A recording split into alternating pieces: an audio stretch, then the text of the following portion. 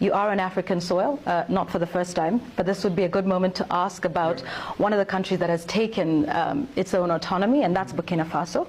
Yeah. Your remarks recently at the Senate seem to suggest that he's diverting, that's General Traore, is diverting its 4 billion gold reserves to sustain his military rule rather than for public welfare. These remarks sparked widespread condemnation across the continent. What did you mean by that statement? Let me speak to Burkina Faso's sovereignty. They maintain their sovereignty. They make their decisions how they use their resources. They make their decisions who their resources go to for military support. That's their sovereign right. But my cautionary tale was just from a military perspective. That was a Senate Armed Services Committee asking me a direct question. Burkina Faso, a lot of great things going on to progress them forward, okay? But then when you look at the military part of it, knowing that that's the epicenter of global terrorism, it was my time to illuminate that this is probably their weakest point, and there needs to be sufficient resources going towards for the whole fight of terrorism in that country. Period. They make their decisions, though. That's their sovereignty, their sovereign right to make their decisions, what is appropriate, what's not. But I wanted to illuminate that it's going in the wrong direction now. ISIS is getting stronger. JNIM is getting stronger. Al-Qaeda in the lands of the Maghreb is getting stronger in that country. And do you think it's getting stronger after General Traore took over? It has. Just look at the numbers of attacks. It really has, since 2022. I've been tracking this since I took command. So, no ill will towards him, but the decisions is their own. They're looking for other ways to be able to, they're still on warfighting footing. It's just going to take more resources. So you stand by that statement? Because there's been pressure on you to walk those statements back. That's my statement. That's my assessment. That is getting worse. More needs to be done for not just local, but whole of country, because of these violent extremist organizations are seeking revenue. They're seeking resources. They're seeking recruiting from the Burkinabe people. And they're seeking refuge within their country. That threatens their sovereignty. Okay. And that threatens America's interest?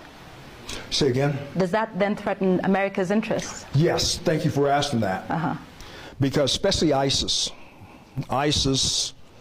and of course in East Africa is inextricably linked all the way to ISIS West Africa, ISIS Sahel, and there's going to be probably a move afoot for them to move and seek refuge within the line. So we have shared objectives, and we offer to work together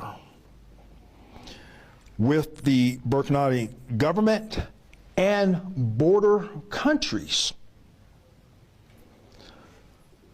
Mali, Niger, coastal West Africa countries, collective, because here's what these organizations do. Here's what these terrorist organizations do. They seek refuge in the seams or the borders of these countries and lets them thrive and grow and lets them recruit, gain resources to carry on their illicit and nefarious activities against the populations, people. And what would America, perhaps AFRICOM, be prepared to do? Would you be considering an ouster like we saw with Muammar Gaddafi in Libya? Because there's still many Africans who are yet to recover from that. If this is a bigger threat, as you say, in Burkina Faso, what is AFRICOM prepared to do about it? We do indications and warnings. There's a number of activities that we do, and we'll just go ahead and mention building institutional capacity. There's not going to be U.S. boots on the ground. Very, very small for exchange of ideas and training, exercises. Over time, that builds institutional capacity and capability in these armies. There, AFRICOM, we're working towards a burden sharing and a burden shift for their independent operations. That's our goal. We have the shared objectives because these same terrorist groups can threaten our homeland. So we're in concert. I was just an African Lion over in Morocco. A number of countries working together to be able to Is Burkina Faso invited here today for this conference? Yes. Yes. The audacity of empire never ceases to amaze. On May 27th, 2025, General Michael Langley, the commander of the United States Africa Command, AFRICOM, sat down with Kenya's Citizen TV in Nairobi to defend his earlier slander against Burkina Faso's revolutionary leader, Captain Ibrahim Traore. Langley's attempt to walk back his inflammatory remarks, made during a US Senate Armed Services Committee hearing on April 3, 2025, only deepens the wound of Western hypocrisy. His accusations that Traore misused Burkina Faso's gold reserves to protect his junta, rather than benefit the nation's 23 million citizens, sparked a firestorm of outrage across Africa. Now, after Africans rose in unison to defend their son, Traore, Langley's feeble attempt to spin his narrative as a military perspective reeks of desperation. This is not just a story about one general's backpedaling, it's a glaring expose of the West's age-old playbook of destabilizing Africa to maintain its chokehold on the continent's resources and sovereignty. But this time, with revolutionary leaders like Traore at the helm and a united African consciousness awakening, the West is finding its schemes faltering. Let's rewind to April 3rd, 2025. In the hallowed halls of the US Senate, General Langley, the first black four-star general in the US Marine Corps and AFRICOM's sixth commander, stood before the Senate Armed Services Committee. Responding to a question from Senator Roger Wicker about corruption linked to Chinese trade, Langley zeroed in on Burkina Faso's young leader. "Absolutely, Chairman, I see this and I don't mind calling it out," he declared with the arrogance of a colonial overseer. Captain Ibrahim Traore in Burkina Faso, their gold reserves are just in exchange to protect the junta regime. The words landed like a grenade across Africa.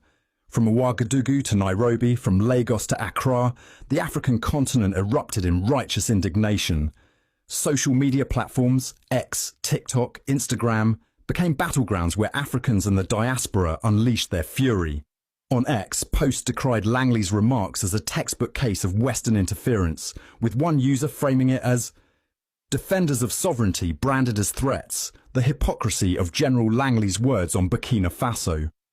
Another post thundered, "America is after Ibrahim Traore to eliminate him just like they killed Gaddafi. If America touches Traore, the AU must consider it a declaration of war against Africa." Protests erupted outside US embassies, with demonstrators in London and Ouagadougou waving placards reading "Hands off Ibrahim Traore" and "No silence, no surrender." The Burkinabe government, led by the 36-year-old Traore, the world's youngest head of state, swiftly condemned Langley's remarks as regrettable and gravely inaccurate. In a fiery response, Traore declared, "We must choose to fight or we will remain slaves forever," invoking Burkina Faso's painful colonial history under French rule and his government's unyielding commitment to sovereignty. The Economic Freedom Fighters, EFF, in South Africa echoed this sentiment, denouncing Langley's claims as a blatant imperialist tactic aimed at destabilizing a sovereign African state. The Alliance of Sahel States, AES, comprising Burkina Faso, Mali and Niger, issued a joint statement slamming the US for its neo-colonial rhetoric and reaffirming their resolve to protect their resources and independence. Africans were not just angry, they were wounded. Langley's accusation wasn't merely a critique of Traore's leadership, it was an assault on the aspirations of a continent striving to break free from centuries of exploitation. For decades, Western powers have plundered Africa's gold, diamonds and oil, leaving its people in poverty while foreign corporations grew fat. So we have some major breaking news coming from Burkina Faso. The United States of America has sent a delegate to Burkina Faso to go and apologize to Ibrahim Traore for what General Langley spoke about Burkina Faso. And let me tell you, Ibrahim Traore refused to talk to them or even meet them physically. It is now becoming very expensive even to see Ibrahim Traore. So this delegate went to Burkina Faso, Ouagadougou, the capital, to go and meet with Ibrahim Traore. But Ibrahim Traore has spoken otherwise and he has given them a very difficult condition. He has told Donald Trump and the United States of America to apologize publicly for talking lies about Burkina Faso.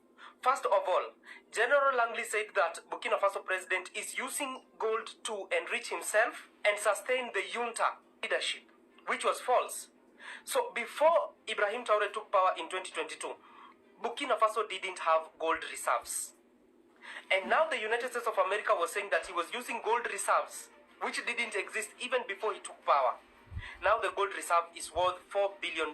So he's telling them, go to the public and apologize publicly for trying to undermine the sovereignty of Burkina Faso. I don't think if the United States of America is going to do this, because this will be a very huge humiliation